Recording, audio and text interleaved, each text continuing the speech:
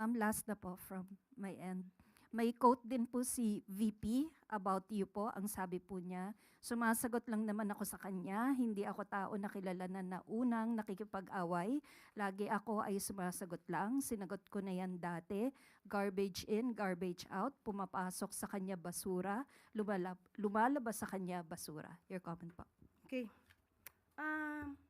Nung sinabi niyang garbage in, garbage out, ang pinatutukulan po doon na tanong ay patungkol sa pag-iimbestiga, kautusan po ng Pangulo na magkaroon ng pag-iimbestiga sa nagiging problema ng mga consumers dito sa prime water na alam naman natin na pag-aari ng mga bilyar.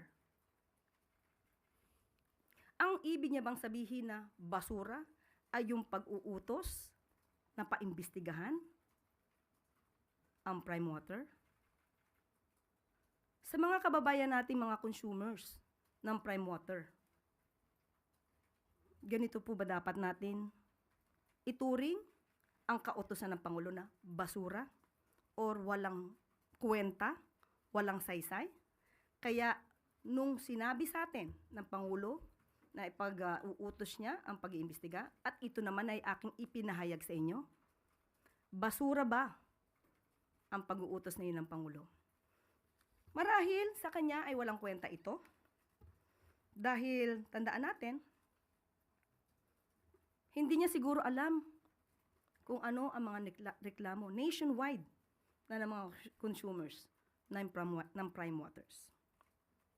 At dahil siguro involved ang pamilya Bilyar, at ang sabi niya, ang tunay na kaibigan ay walang iwanan.